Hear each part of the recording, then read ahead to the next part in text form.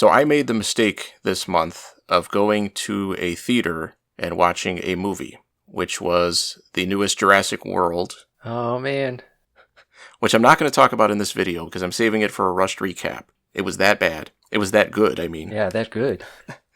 But there was a trailer before the movie that I was surprised to see. Were you aware that there is a new Running Man adaptation coming out? Yes. Okay. Do you know who's directing it? I read it, but I can't remember it. It's Edgar Wright. Yes, that was it. And it's going to be based more on the book than as a remake of the movie. Yeah. So, but you didn't see the trailer, did you? No. Okay. It doesn't look good. If I didn't know it was Edgar Wright, I wouldn't have guessed it was Edgar Wright. And if I didn't recognize the character's name, which right now I can't even think of what his name is, but as soon as they said his name in the trailer, I was like, wait a minute, is this the Running Man? And it was. It definitely looks more like the book than the Schwarzenegger version, but it looks like they kind of tried to combine the two. Like, they had to have been aware that people would be more familiar with the movie than the book, so it kind of feels like it's got elements of both. I mean, people, it's not like it's a relevant movie anymore, in the common knowledge. Yeah, but I'm sure the only reason at this point that they would make a movie version is because there was already a movie version with Arnold. Yeah. I mean, I suppose the whole dystopian future thing is popular right now. Well, it's very popular right now. I get a lot of people coming into work asking for, where's your dystopian fiction section? It's like, that's not a section, but I can point you to the Running Man. It's right over here. Well, then you say, it's not fiction, you're living it, look around. So yeah, it doesn't look great. I mean, I'm willing to give it a chance, but it's not something that it's something that if it wasn't Edgar Wright directing it, I would not be interested in seeing it. I'm ready for that deep fake Arnold to show up. Well, I'm hoping he gets some kind of cameo or something. Definitely the main guy is not an Arnold type, but he is still an action movie type. I don't know what the actor's name is. I'm pretty sure he was in the second Top Gun movie, but it's definitely still not the character from the book. The second Top Gun. You're making it sound like there's 5 of those. There's only 2. Well, there's 2 of them. Yeah, he's in the second one. If I said Top Gun, people would be like, wait, you mean Tom Cruise? Is Tom Cruise playing the Running Man? Arnold, we heard you're going to be in the Running Man remake. Is that true? It's not a rumor! Alright, so what else did you check out this month that you're actually going to talk about? Well, it was a very busy month for me, so I only have one movie to talk about. So there's a line of Blu-rays called Radiance that I just recently became aware of. They seem to be trying to do like a Criterion Arrow style line of movies. What genre? Or just spread across everything? Well, Arrow tends to go more for like the weirder movies. These are definitely more straightforward, at least most of them. A lot of them are Japanese, which is part of what got me interested, but they were all movies that I had never heard of before. Except, I think there was one. There's one called Messiah of Evil, which I did buy, but I haven't watched it yet. That's an American movie. I feel like I probably had heard of that one at some point. When I looked it up, it had a good reputation, so I said I'm willing to check it out. But I hadn't heard of any of the other ones before, and they were on sale, so I said I better check one of these out to see if I'm missing out on anything. So I bought a set, I guess, that was called the Bounty Hunter Trilogy, which was Japanese movies from the late 60s going into the 70s, I think. Yeah, I guess it would have to be. And I watched the first one, which in Japanese was just called Bounty Hunter, but this Blu-ray called it The Bounty Killer's Mission, I think. So it's from 1969. It's set back in like the 1700s or something, or maybe 1600s, where the Dutch are trying to sell guns to the Japanese. Typical. But most of the Japanese don't want them there, but then they find someone who is willing to buy them. So a bunch of the other feudal lords are trying to stop that from happening. And things are leading toward a civil war. And the main guy is a bounty hunter he's like a mercenary who is hired to stop the guns from getting in and just stop everything from leading to a war. So I can only assume somebody watched this movie and said, hey, Teenage Mutant Ninja Turtles 3, we do need a plot for that. I know you're not as familiar with those movies as I am. Yeah. I mean, I saw it when I was a kid. Oh, it's so bad. Everything past the first one is total garbage. Well, I definitely know the second one is, because I have seen that more recently. Well, I mean, how common is it that movies get better as they go on, Yeah, series-wise. I mean, well, I don't know. You're going to talk about Jurassic World, so... Yeah, we'll find out how far down things can go. This movie turned out to be really, really cool. I watched the trailer first, and it was comparing it to James Bond movies, and I could definitely see that influence there. The opening credits have this super energetic James Bondy music while the main guy is getting all his weapons ready and everything. And it was cool too, because when I think of movies from that period, usually the credits are right at the beginning, but this one has kind of a little intro section first, and then you get to the guy being hired, and then the credits. Yeah, that's very James Bondy. Okay. It had an energy to it that movies set in that time period in Japan usually don't have, I feel like. It's not like a Kurosawa movie at all. And that also extends to the editing and the fight scenes.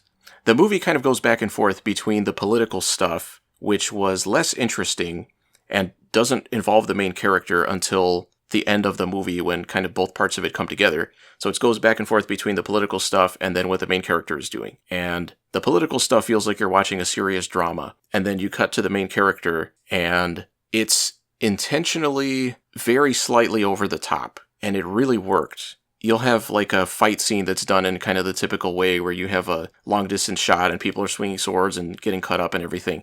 And then you'll cut to a close up in the middle of the fight of somebody getting stabbed through the neck by a sword and like blood squirting out and everything and the guy's expression as he dies. And then it cuts back to the long shot and the fight keeps going. It was really cool. It made it gave it kind of a comic booky feel and a kind of a sense of humor. And just like a James Bond movie, all the female characters, of course, fall in love with the main guy, even though he looks like just some homeless guy off the street. He reminded me of the guy that plays Zatoichi in the original Zatoichi movies. And there's even a scene in this movie where the main guy, or a section of the movie, where he pretends to be blind. And he pretends to be blind, and he meets this woman who he then hits on, and somehow she falls in love with him because she says he's the first man that has ever looked at her as seen the real her, because he's not just looking at what she looks like. It was absolutely ridiculous. It was really funny. So I don't know. It's a very, like I said, comic booky, I think is the way to describe it, but very entertaining. Definitely some Sergio Leone influence as well. There's like an ending face-off where you get the close-ups of their eyes as they're, going to fight each other. Yeah, I'm seeing some of the comparisons. It says 007 meets spaghetti western. Yeah, I mean, that's definitely a good way to describe it. And of course, a lot of those westerns were influenced by samurai movies in the first place, so it kind of just goes back and forth. It was really cool. I would definitely recommend it. Yeah, this sounds cool. I'll probably check it out. And it's the first of a trilogy featuring that character, so I am interested to check out the other two whenever I get the chance. So that's the only movie I watched. Since I don't have that many to talk about, I'm going to mention a music video that I was talking to somebody about that I am a big fan of, which is the video for the song Sacrilege by the Yeah Yeah Yeahs, which came out in 2013. I like the Yeah Yeah Yeahs a lot, but this video, even without the music, would be something that would be worth checking out. The video is kind of like a cross between The Wicker Man and Memento, where content-wise you have a Wicker Man kind of angle with sort of a culty element and people being burned alive, and then the way it's edited, the way the story is told, is done in a Memento style where it goes backwards. So as it plays out, the way you interpret what's happening changes. You get more information and you say, oh, that's what's going on, and then, oh, that's what's going on. And it's really, really cool. Really well put together. Definitely worth checking out. And of course, being a music video, it's really short. So I would recommend everybody check this one out. It's really cool. I have been going on with Star Trek. I'm almost done with Season 1 of Voyager and Season 3 of Deep Space Nine. But I'll wait to say anything more until I finish those seasons. I read The Rats by James Herbert, which is a horror novel from 1974. I expected this to be just kind of a throwaway rats attacking people kind of book. So I was really surprised at how much I liked it, at how good the writing was. This was Herbert's first book, and he ended up writing a lot of horror books. And I am definitely interested in checking out more. I do have the sequel to this one, so I will read that whenever I get a chance. But this one was really, really good. So it's set in London. You have these giant rats that are just showing up out of nowhere and attacking people. And that is the story. So it does sound like it would just be, exactly what you would expect like that. But what makes it good is how good of a writer he is and how good he is at introducing characters, making them feel like real people, making them all feel very distinct from each other, doing it in a very short time span, and then having them get killed by rats. Did he write The Fog, too? Yes, but that's not what the John Carpenter movie was based on. Right. Is that something you've read then? I've seen it. It's on my list. I haven't read it yet, though. Okay. Because that's almost like a Lovecraftian thing. Because I think there's just this mysterious fog, and when people run into it, it kind of drives them insane. Okay. I mean, after reading this, I'm definitely interested in checking out anything else by him. In the way that he builds up the characters, sometimes it feels like he's just trying to see how offensive he can get, maybe, or how far he can push things in different directions just to do it, just because it's fun. And that's the result that it has in reading it. It's very fun. There's a whole chapter about this one woman who, she used to go to church all the time, and she didn't know anything about sex. And she starts having sex with guys, and starts praying that she can have sex with as many guys as possible, and starts doing so, and then falls in love with this one guy, and then he dies. He gets run over by a tank, which is never explained. He gets run over by a tank, and she, goes into depression, and there's a whole thing of, her seducing all these priests at her church, her various churches, because she's moving all around, and then she gets gonorrhea and starts purposely passing it on to as many people as possible, and then she ends up homeless. Oh no, before that, she ends up in a mental institution, and then she forgets all her memories, and then she starts over on everything again, a whole complete separate second time, and then she ends up homeless, and then she gets beaten up by some other homeless people because she won't give them her alcohol, and then she gets killed by rats. It's just one chapter that has nothing to do with the actual overall story of the book other than that the rats show up at the end. And it's a long chapter, and it perfectly encapsulates the craziness of the book and just how ridiculous it is sometimes, but in a way where he does it in a very straight way where it feels like he's taking it seriously, but at the same time you can kind of feel him laughing as he's writing it. It really, really worked. It was very entertaining. See, now I know how you feel when I describe each chapter of My Name is Shingo. Yeah, the way you talk about it, it's a good comparison in a way in terms of how much random stuff there is that doesn't have anything to do with anything else. But I don't know if My Name is Shingo sounds that great. This was really good, and there were some really, really good sequences. There's one with people in a subway where there's a fire and then they get attacked by the rats. And then there's one in the school where the main guy works. The main guy is a high school teacher, and the rats basically start getting into the school. And the rats also have a disease where if you get bitten by them, you die within 24 hours. I guess it's a real disease that rats have, but in the book, they have a super version of it where it causes your skin to shrink or something like that, and it makes all your bones start popping out of your body and stuff.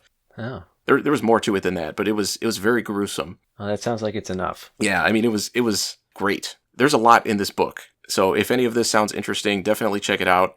Back when I talked about Willard, I talked about how rats, to me, don't, they're not scary. They're not threatening. They're not interesting as a horror concept, which is why I didn't really expect to like this book that much. But it's so good because of the writing. It's so good because of the sense of realism in terms of how much detail he goes into of the way all these sequences play out, and having all the characters feel so different and feel real in their own way.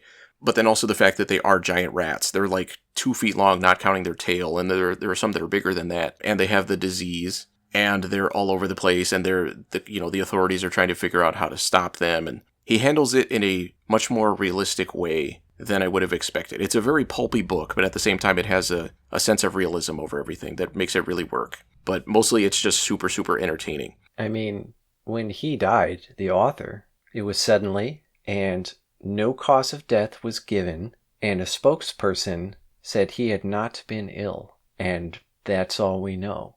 Are you making that up, or did you actually see that? No, I actually know that. So it could have been the rats. Could have been. Okay. For revealing, their whole secret society.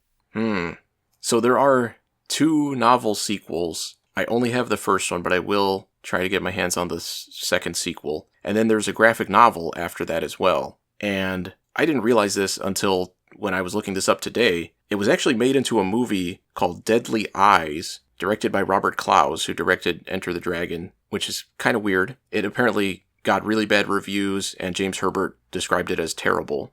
And the movie version was remade into a TV movie called The Rats in 2002. So I'll see if I can check those out. I'm guessing they just deal with regular size rats, so I can't imagine them being anywhere near as good as the book.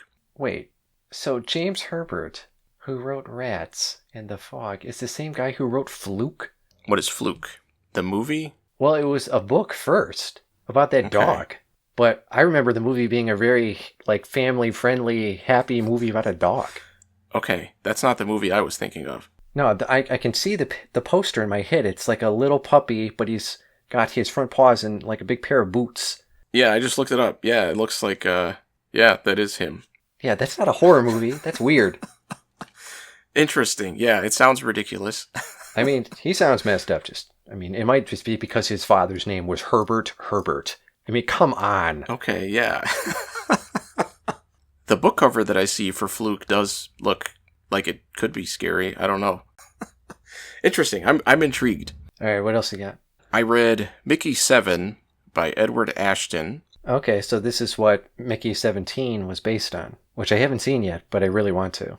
Yeah, I mean, it's Bong Joon-ho. That was really my only interest in reading the book because I had never heard of it or, didn't know anything about it. I still haven't seen a trailer for the movie, so I don't know.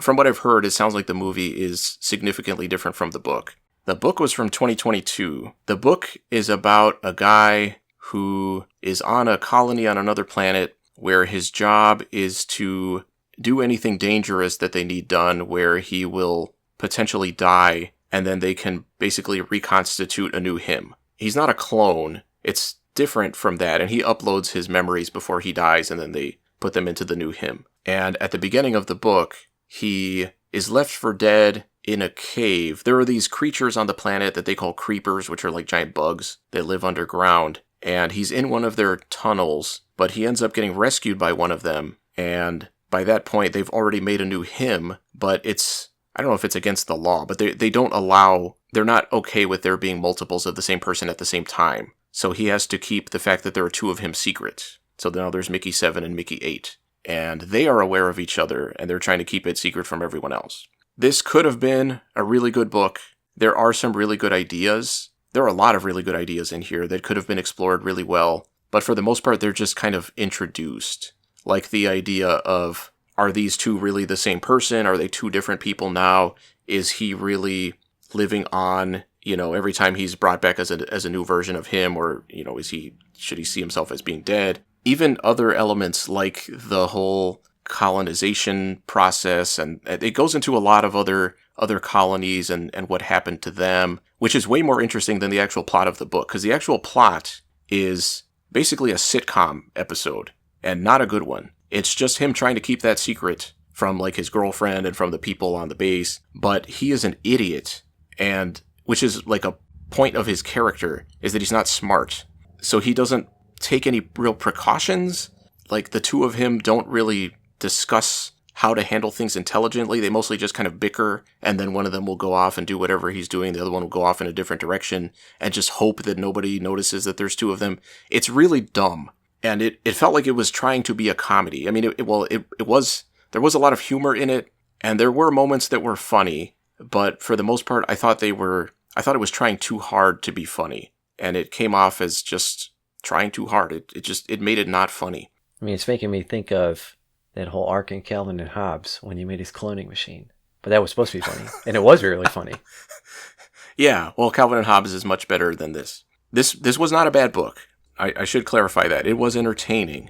But the thing is, it has very weighty ideas present throughout that, again, are brought up and then discussed a little bit, and then it'll cut away from that back to the sitcom-y stuff. So it could have been something really interesting if it had been played straight and actually delved into those ideas and explored them a lot more, but it seemed to just want to go with the comedy stuff, and it wasn't that funny. It doesn't help that none of the characters are particularly interesting, with one exception. The best part of the book, by far, was it kind of goes back and forth between what's happening in the present and the main character having flashbacks to kind of his experiences of getting to where he is now. And also, he's interested in history, which doesn't... His background doesn't really make sense for how stupid of a person he is, but he does a lot of research on other colonies. And the best part of the book was when he talks about the way the technology to duplicate people was conceived by this guy who killed his rich parents for their money, but nobody could prove it, and he used the money to come up with this technology, and he then demonstrates it in a kind of a... There's a lot of dark stuff in this book. The way he demonstrates it is he duplicates a person on stage, proves that she has her memories from before and everything, and then basically kills her. And then everybody's just throwing money at him. They're like, yeah, we want this. Like, keep working on it. So he takes all that money, and then he leaves the planet and goes off to this colony that has already been established somewhere else. They're kind of struggling because they are a bunch of rich people that said, we don't want to pay taxes that go to poor people, so we're going to go off and make our own colony.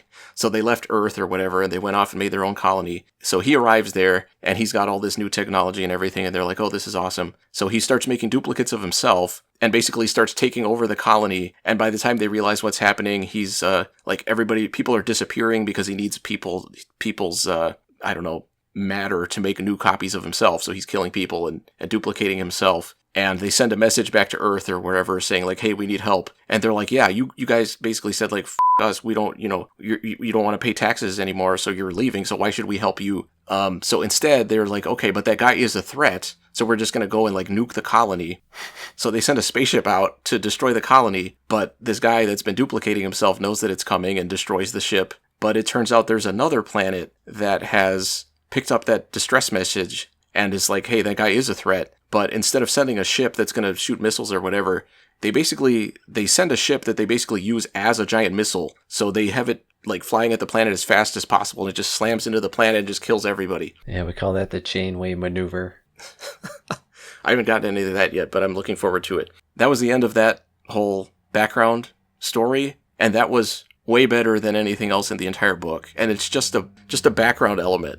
If he had made that the actual book and focused on it, fleshed it out, and treated it seriously, I think I would have liked this book a lot. But he, for whatever reason, he wanted to do the comedy stuff, and it just made it so disappointing. Again, it's not bad. It was entertaining. It was fine. There is a sequel. I thought about going on to that one, and then I said, you know what, I just don't really feel like reading more of this. When you were talking about the early stuff before it got comedic, and him being cloned with uploaded memories and having notions of his past lives or whatever, that made me think of that really good story I read, Rogue Moon. Do you remember me talking about that one? I don't know. Where they find this mysterious big structure on the moon, and they send in this guy, but he can only go a few steps before he dies, and so they'll clone him again and they'll send him back up again, and he'll know what he did last time, so he'll turn a different way. But then he'll take another step and he dies, and he goes through hundreds and hundreds and thousands of times before he makes it through to the other side. Okay, that sounds vaguely familiar. I take it that was a good story then. It was great. I mean, it sounds more interesting than this one turned out to be. It felt like kind of like a combination of John Scalzi and Andy Weir, where they both do a lot of humor in their books too. It was better than John Scalzi, where John Scalzi is very juvenile and relentless with his dumb jokes. This wasn't as bad as that. It wasn't as irritating as that. And Andy Weir goes into all the science behind everything, in things like The Martian and Project Hail Mary, which are both really good, but also have a lot of humor. This one, again, it felt like the science-y bits didn't fit because the main character is intentionally written to be really dumb. So to have him then explain how some of the science elements work, it didn't fit. It didn't make sense. And all the other people on this colony are supposed to be super intelligent. All the rest of them were chosen because they earned their way in. Whereas he's only there because he volunteered. He was the only person dumb enough to volunteer for a job where you basically keep dying over and over again. So to then have all the other characters be stupid also, like they're not supposed to be, but they come off that way, it just made all of them very uninteresting. It was a book with ideas that had a lot of depth, but the story itself didn't, and it turned out to be disappointing to me. Also, it doesn't have a climax. It builds up to something involving the creepers, but the creepers, despite being a major plot element, are never developed. They're just kind of there in the background. And then what would be the climax happens off screen. I was reading a digital copy, and it ended at 93%. So I thought the climax was coming after that, but everything after that was the preview of the second book. So it really felt like it just kind of petered out and then was just done. It was very disappointing. So I am still interested to check out the movie, but more so because it's a Bong Joon-ho movie than because of what the book was. Thankfully, from there, I went on to another couple of good books. I read I Am Legend by Richard Matheson from 1954. I'm sure not for the first time. No, I must have read this probably close to 10 times back in the day, but it had been a long time since whenever the last time was that I read it. The idea here is you have a guy in the future, which is like the 1970s, where everybody on Earth has been turned into a vampire, and he is seemingly the last surviving normal human. At night, the vampires surround his house, and he kind of just tries to keep them out. During the day, he rebuilds his defenses, goes out for supplies, and goes out hunting for vampires. And as it goes on, he starts to figure out some of the science behind why and how they are vampires. And it goes in a direction that you wouldn't expect if you didn't already know what the story is. So I really like Richard Matheson. I used to love this book. I definitely didn't like it as much as I used to. And I know you didn't like it as much as the movie with Will Smith. Oh, I saw maybe 5 minutes of the movie, and that was enough. I couldn't stop laughing. And that's one of 3 or 4 adaptations, depending on how you look at it. There was The Last Man on Earth from 1964, I think, with Vincent Price. Yeah. Which is by far the best one. And then there was The Omega Man from 1973 with Charlton Heston, where they turned the vampires into religious fanatics who can't go into the sun because they have some skin disease or something, which is really lame. And Richard Matheson wrote both of those screenplays, but then had his name taken off of both of them. And then there's I Am Omega, which is the Asylum knockoff version that came out when the Will Smith version came out. I didn't even know about that. Yeah, it's probably better than the Will Smith version. I would bet money. The book is cool. I think I like the idea more than I like the actual book.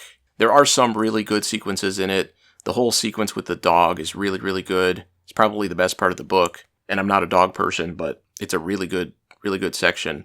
And I do like the way he kind of pieces things together and figures things out about the vampires and how they work. But it also strains credibility to have this one random guy who is not a scientist figuring out all this stuff on his own a couple of years after everything has collapsed and everybody has turned into vampires. You would think if this guy can figure this stuff out by himself without having a science background at all, that actual scientists would have said, as soon as vampires started showing up, they would have said, hey, let's capture one, let's study it, let's figure this out, and then let's find a solution. I would think it would have, I don't know. I mean, I guess it depends on how fast things collapsed, but if this guy could do it by himself, other people would have done it first. And then it also, without spoiling anything, there's an angle to the vampires, an unexpected angle that comes up that I think would have been a lot more plausible if the book had taken place over a longer time span, because it does jump ahead a couple of years at one point, but I feel like it needed to jump ahead maybe like 10 or 15 years. I think 2 years is just not plausible for things to develop the way they do. Yeah, I think that's valid. Yeah, but it is a good book. It definitely has a lot of interesting ideas, and there are some really good sequences in it. I especially like the part where he's out during the day and he looks at his watch and he's like, okay, it's like 6 o'clock, I have a couple hours, and then he goes on doing whatever he's doing, and then he looks at his watch again, he's like, okay, it's 6 o'clock, I have a couple hours, and he's like, wait a minute, and he's like, oh shit, who knows when my watch stopped, and I don't know, it's a really good unexpected moment.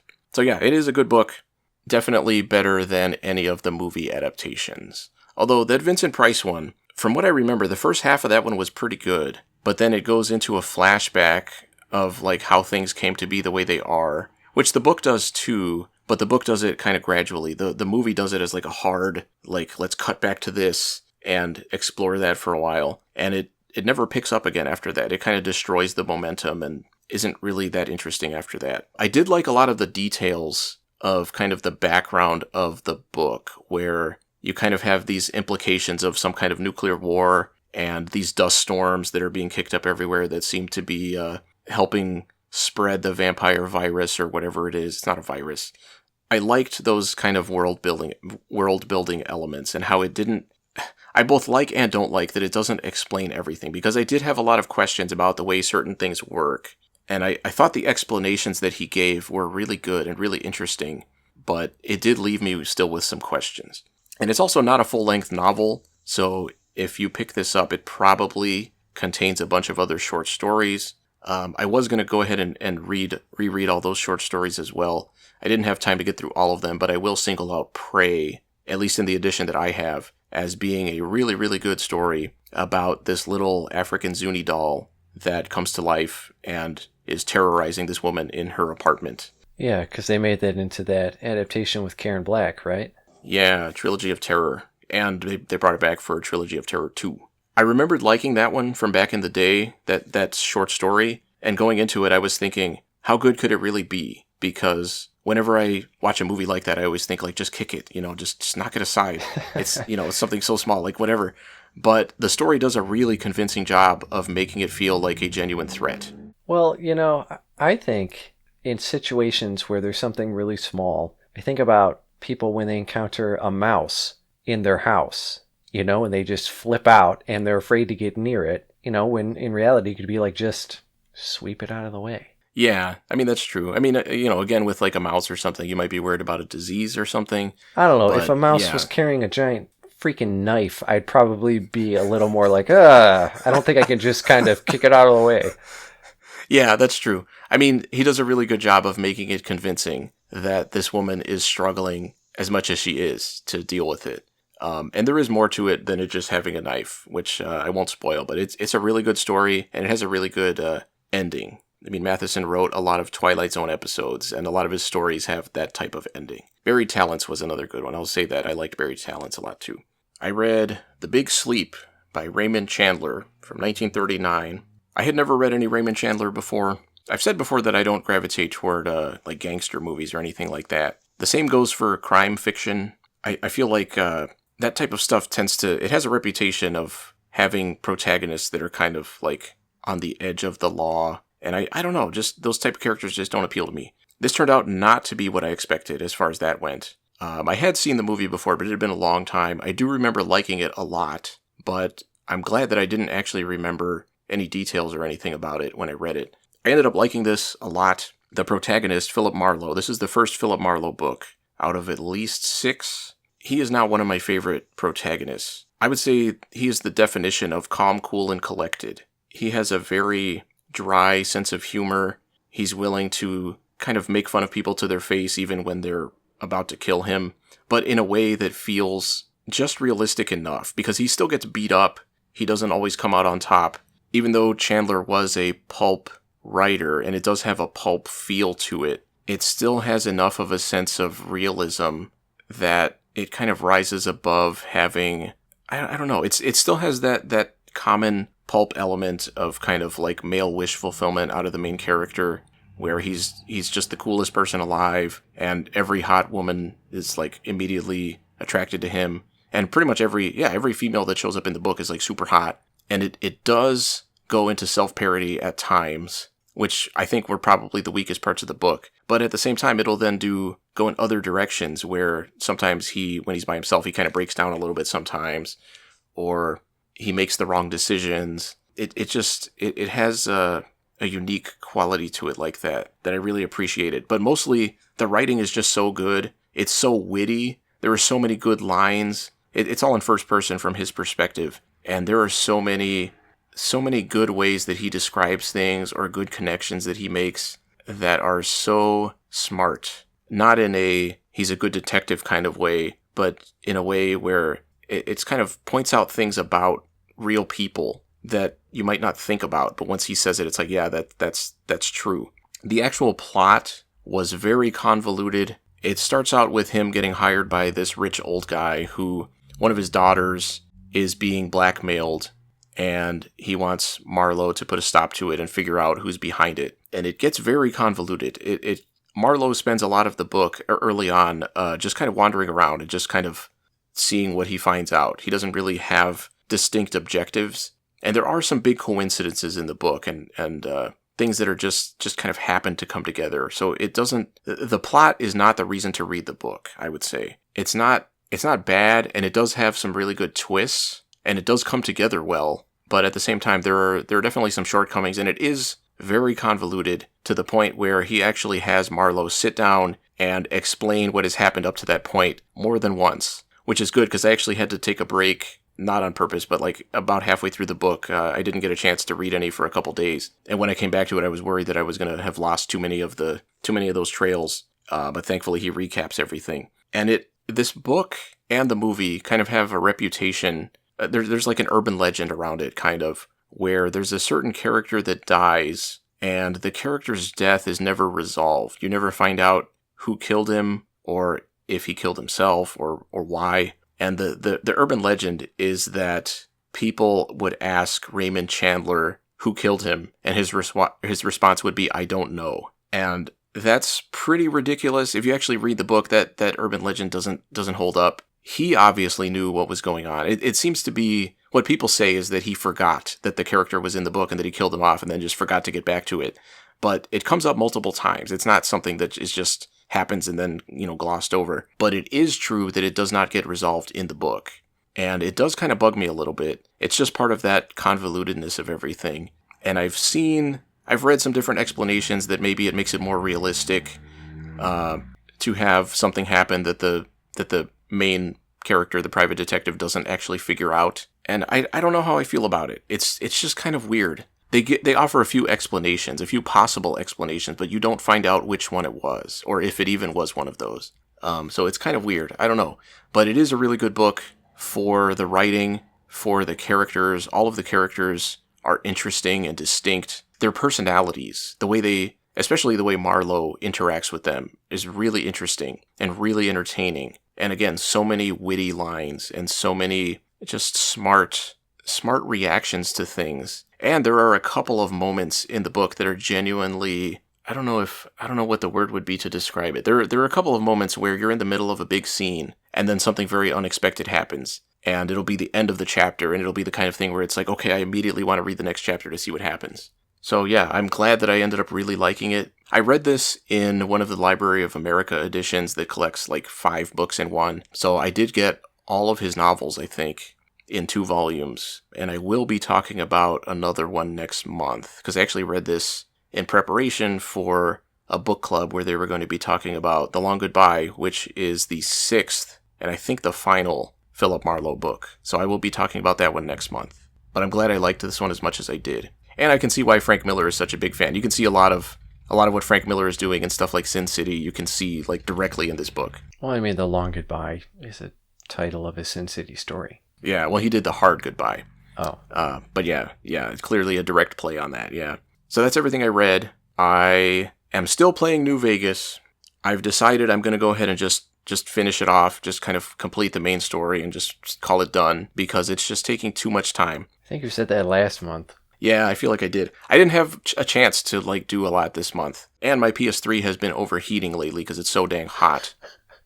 PS3. Yeah. This is how much money I have that I play video games on a PS3. I was more just thinking how old you are. So I'm almost done with that. I did start playing just today, since my PS3 was overheating. I actually had to stop, and I was like, okay, I'm going to leave that alone for a while. And I started playing BioShock 2. I talked about the first one before. Yeah, and you didn't really like it. I didn't dislike it. I was kind of... I mean, I would say I liked it overall, but it didn't blow me away or anything. I was disappointed already with this one in that it is so similar to the first one. It feels like the first one again. Like, it feels like it's just continuing on. But, if anything, with a more visually muddled look to it. And I also don't like the way it just kind of throws you in. I have a vague sense of what's happening. They've talked about kids disappearing, and I'm supposed to try to rescue one of them, I think. So it's assuming you've played the first one. Yes, very much so. It doesn't explain anything at the beginning. Okay, I've only played the first one. I've never even touched the second or third one. Okay. Yeah, it does feel like it just continues directly on from the first one. But you're actually playing as one of the big daddies, with the drill and everything. I get the impression that that's kind of supposed to be what makes you interested at the beginning, but it really does feel like the first game. It's just that now when you melee attack people, you're hitting them with a big drill. So I already don't really care about what's going on. It does exactly the same thing where you're picking up the audio messages and all that. So everything feels exactly the same. And what made it worse is I was playing this one on my PS4, Oh. Yeah, I upgraded a little bit. And I get to a point where it tells me that it can't save my game because there's no room. But there is room on my PS4. So I looked it up, and it turns out that since I downloaded it as like a collection of the first 2 games together, when you save a game, it saves it like in the game file, and it keeps the saves for BioShock 1 and 2 in the same space. So my saves from BioShock 1 were taking up the space that I needed to save for BioShock 2, so I had to quit the game, go into BioShock 1, delete my saves, then go back to BioShock 2 and play through what I had already played through, and then save my game. How many saves did you have from the first one? Like 5. Oh. Not a lot. That's not that many. Yeah. So, and I looked it up on Reddit, and everybody was complaining about it, and they were like, oh, maybe they'll patch it or whatever, and then the next comment would be from like 8 years later and be like, yeah, they didn't patch it. So it was very disappointing. I will keep playing it, but I'm not very enthusiastic about it right now. So that's my early review of BioShock 2. And that's everything I did this month. So what did you check out? Well, I was playing Clean Sweep on my Vectrix. I don't even know what that is. Yeah, see, I was making fun of you for being old on your video games. Okay, yeah, I could figure that part out. Actually, I watched the first 6 seasons of Portlandia, which is a sketch comedy show that started in 2011, and I'm up through 2016. 6 seasons sounds like a lot, but every season's only 10 episodes, and each episode's only about 20 minutes. I had heard about this show, but never got around to checking it out. This is a Fred Armisen, Carrie Brownstein show. It's set up in Portland, and the two of them play a bunch of different characters around Portland in different situations. And it really leans into the culture of Portland going on over there. And it's funny because it's true. They're both really funny, and there's little snippets of, slices of life, but they're recurring segments. Seasons 1 and 2 were fine for little bites, but then I saw it went for 8 seasons, and I was like, I don't know if I can do this for 8 seasons. So I asked someone who had made it through, and they said, no, keep going. And I'm glad I did, because as soon as season 3 hit, the whole show was a lot more fluid. The sketches had more substance, more storylines, more continuity, and the writing in general just got better. I still watch it in chunks. I don't think I would sit down and watch a bunch of episodes in a row. It's not the kind of show I would do that with, but I'm definitely going to finish it. I'm a fan of Fred Armisen when he's doing things that fit his humor, personality, and style. And there are things that he does that don't work at all. Like that Wednesday show. That was awful what he was doing in there. But thankfully this is something he does really well in, and I assume it's because, he's doing it himself. And Brownstein is also great. They're a great pair. It's not like one overshadows the other. They have really strong chemistry, good characters, good writing. Is this something that you think I would like? Probably not. Okay. I watched the 3rd season, maybe the final one, of Squid Game from 2025. It's kind of the second half of season 2, because season 1 was a contained story, and then season 2 started up a whole kind of new story, but it didn't finish it. Season 3 is now the conclusion. I was glad there's a recap at the beginning, because I did not remember anything about season 2. I didn't really remember that season 2 didn't finish the show, because I was on Netflix and it was like new episodes, and I was like, yeah, I've already seen it. And it was like, no, like new episodes, and I was like, oh. Season 1 focused mainly on the situation, the games that they're playing. Season 2, since it was the same concept, had to be way more character focused. And season 3, because people are dying as the show goes on, season 3 had even less people around, so it had to delve even deeper into the people that were left. And it really pushed a lot of these deep emotional moments. And most of them felt like TV show deep emotional moments.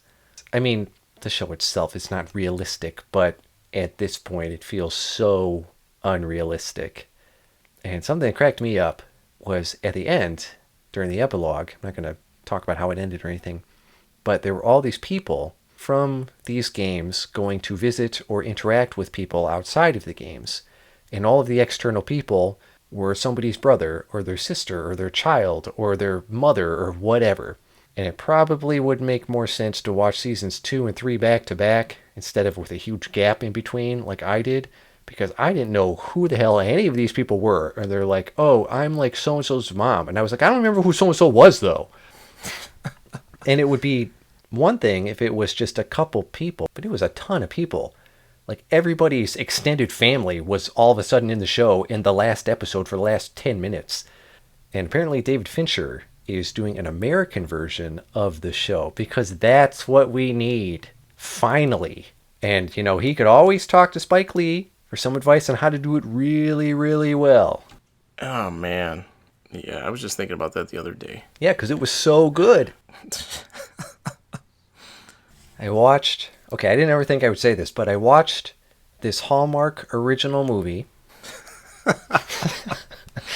Actually, I've seen a couple of Hallmark movies, but not some of the romance movies. It was Frankenstein. Okay. What year? 2004. Oh, was it the one with Kiefer Sutherland? Not Kiefer Sutherland, Donald Sutherland? Yeah. Okay, I started that one, but I didn't get that far. This was actually super faithful to the book. It was the most faithful adaptation I've seen. It looked like it from what little I saw.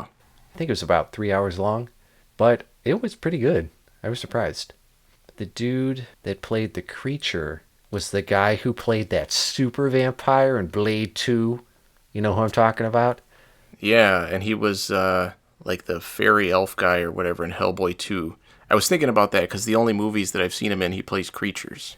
Oh, you said Hellboy. I was thinking Hellraiser. I was like, what the hell are you talking about?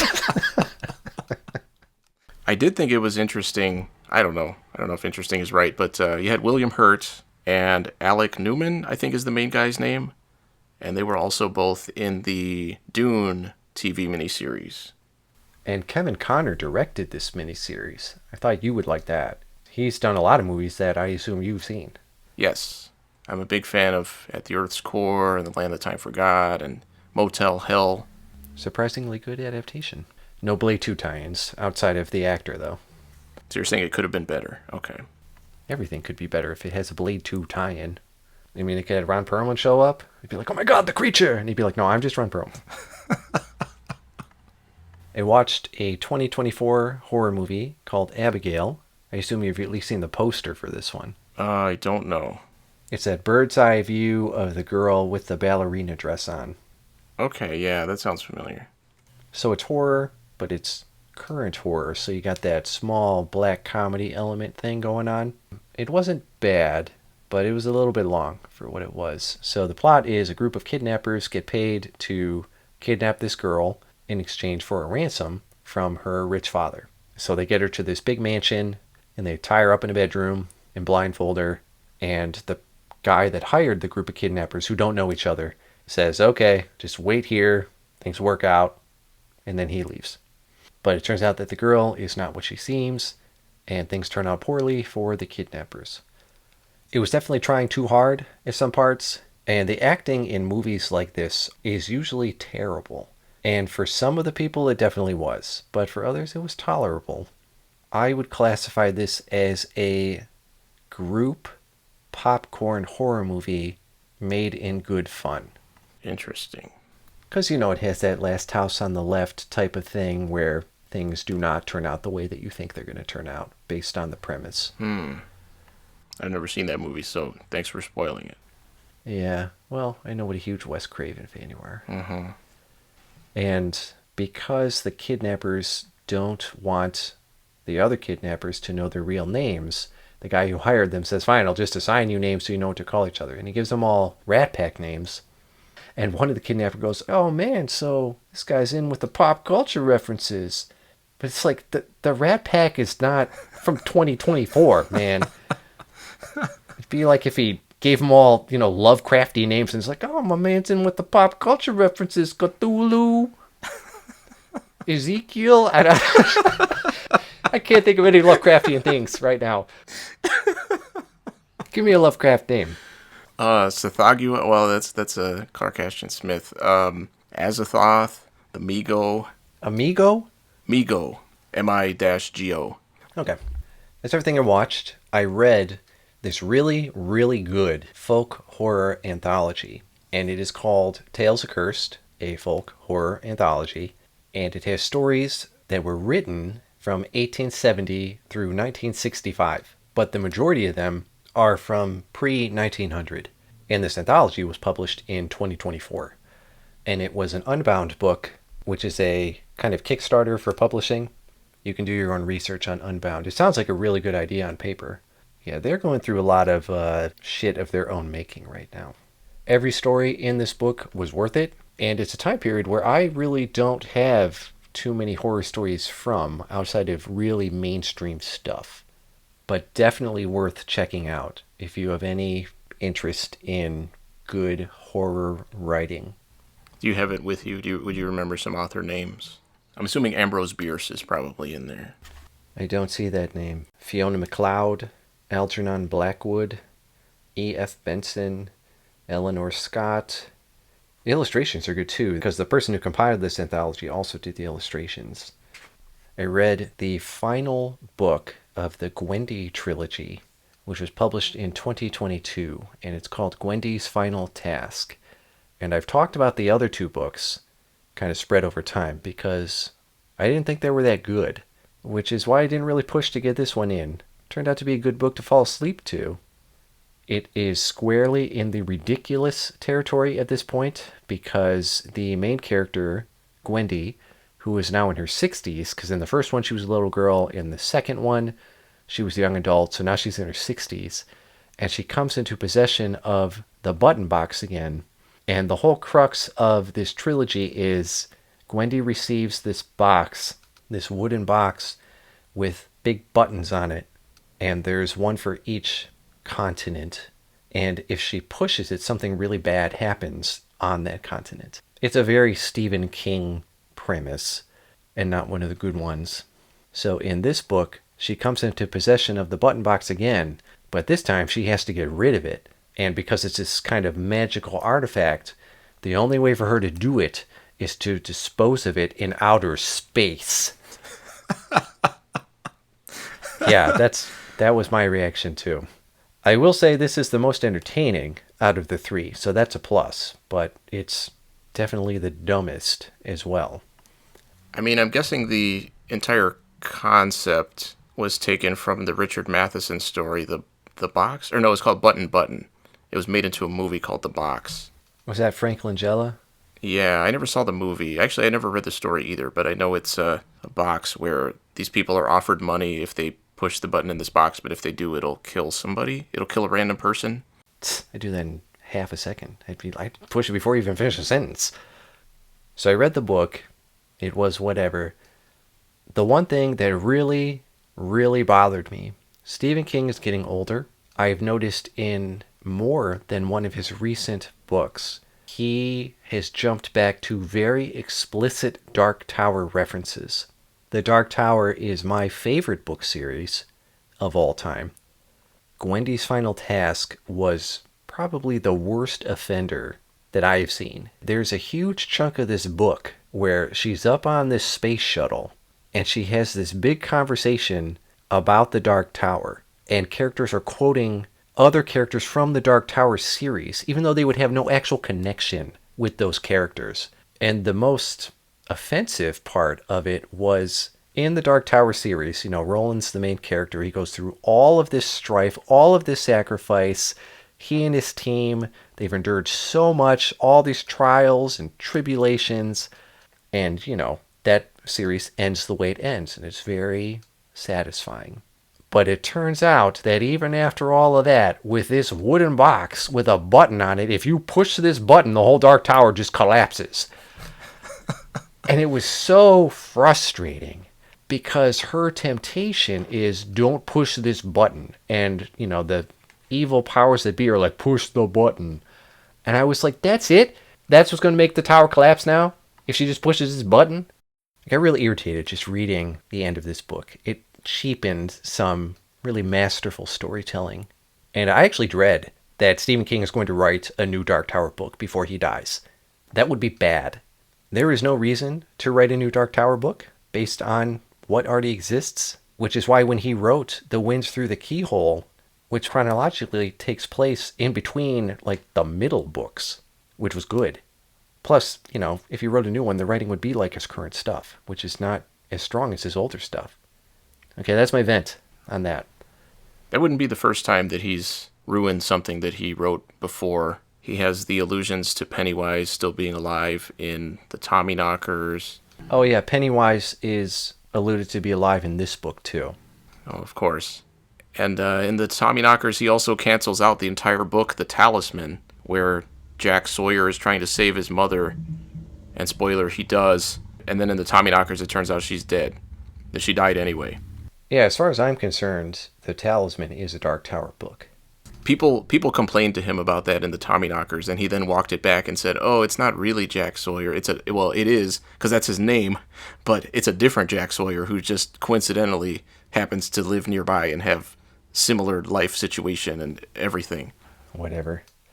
Give me a new season of Kingdom Hospital. Did you actually watch that? A little bit when it started. Yeah, I tried. I mean, that was back in the day. Like, it was harder to, keep up with a show. I read Pac-Man, Birth of an Icon, which was published in 2021. Oh, this is where they go back and retcon his origin. Okay. Well, have you seen that new game that came out? Shadow Labyrinth? No. It's like a reimagining of Pac-Man. I don't know, I saw the trailer for it.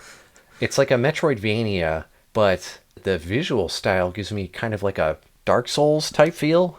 Okay. Yeah, it's so weird. When they showed the trailer initially, way back, people were like, what is this? And it was like, it's part of Pac-Man. And people were like, what the hell? It's kind of like what Microsoft did with Bomberman. Do you remember that one? Bomberman Zero or whatever it was called? Vaguely. Anyway, this book is based on, classic Pac-Man. And it was a really, really well-researched book. It's not just focused on, the game Pac-Man or the character Pac-Man, but everybody and everything in its orbit all over the world. And there were big chunks that had nothing to do with Pac-Man itself, but eventually those sections led to why it was in the book. It was a really impressive achievement to track down everything that they did. Huge appendix at the end, tons and tons of sources. And it was organized well because we had big sections on the origins, then the people, and the circumstances, different parts of the world, the art, the artists, the console versions, the merch, spin-off ventures, and then a little bit on, the more current stuff. It was definitely worth reading from a game history perspective. I played Metroid Fusion, which came out in 2002 on the Game Boy Advance, because I had a long weekend off of work this month. Someone came over and they were asking about Metroid Fusion, and I was like, well, let's boot it up. And we ended up playing through the whole thing in a single sitting. It's not too long. It's only a few hours, but it's such a well-designed game, and it just looks so gorgeous. And especially because we're playing on a TV via the Nintendo Switch Online stuff, so you can really appreciate the level of detail that went into all of the visuals of this game. Design-wise, it flows really, really well, and it's tough making a good Metroidvania, but this is definitely a solid one. I mean, there's so many indie games out there that are just Metroidvanias. And this game's compactness makes it a good first outing for someone too, if they want to test the waters of what Metroid games are. And I don't know what you know about Metroid. Not a whole lot. It has the atmosphere of the Alien franchise, and that was a big influence on it. And it's a core Nintendo franchise too, which is kind of weird. That's pretty much all I knew about it. Yeah. It's also kind of the thing Nintendo doesn't really address that much in terms of anniversaries and stuff. Like, they go all out for some series, but Metroid, they're like, oh yeah, I guess it's 30 years old. Great. And they give like a half thumbs up, which in Japan, I'm sure is like super offensive. I don't know. You were over there. And I played Bowser's Fury from 2021. So Super Mario 3D World came out on the Wii U. I think it's one of the best games on that console, but because the Wii U had such poor sales, a lot of those games got ported to the Switch when the Switch came out, and Super Mario 3D World was one of them, but Nintendo wanted to add something more to it, so it wasn't just a straight port. So they added this extra thing called Bowser's Fury onto it. And it's not a full game, but it's more robust than a mini game. I guess it would equate it to like a novella as compared to a novel. But essentially, you zip around this large ocean area's islands and complete all these little mini quests to collect the MacGuffins of the game, based on Super Mario 3D World's mechanics. And it was a fine little experiment. It didn't overstay its welcome. But if you already have Super Mario 3D World, it is not worth paying for the game again just for this. And that's everything I did this month. So I wanted to talk about your BioShock saves. So are you the type of person that when you're playing a game, you make a bunch of save files at a bunch of different points in a game? Or are you one of the people who says, I just have one and I just keep overwriting it until the game's over? Usually I just have one. If it's a game that's prone to being buggy, or if I can tell that there's going to be a branching point or something, maybe I'll have another save. But that's pretty much the only time I would have more than one. I'm not sure why there were like 5 in BioShock there. Okay, I could see the buggy part, but if there's a branching part for me, I commit. I say, you know what? I'm not going to go back in time if something went wrong, or I made the choice that turned out not well for me. No, I don't do it for that reason. I do it to kind of get the other part of the story once I play through it one way. If I don't want to have to play through the whole thing again, depending on what the game is. So you'll usually take it to completion, and then that's when you'll go back to the save. Yeah. It's not like, oh, I missed a good item, I'm going to go back and get it or something like that. I don't do that. Okay, because some people do that, and I don't like that.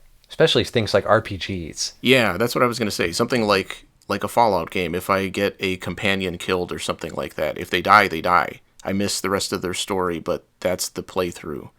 With the exception of New Vegas, because I don't have that investment with New Vegas. So if a companion dies, I do reload my save, if it was recent enough. Yeah. I mean, the ultimate branching for me, at least recently, was Triangle Strategy. And that whole game is just make decisions and deal with the fallout. And there were times where I would just curse the sky because I'd be like, all right, I think I'm going to do this, because it seems like the best decision here. And then it would immediately backfire and everything would explode in my face and I just have to deal with it. That was a great game. What about Resident Evil? Do you start the game over if it turns out you messed up? No, I just don't mess up. No, if I'm at a save where I don't have any health items, whatever. I when I played Code Veronica the first time, I got to a boss fight and I had no ammo for any of my guns. I only had a knife. So I played the boss fight with the knife and actually beat it on the first try, I think. Or no, I think I beat it on the second try.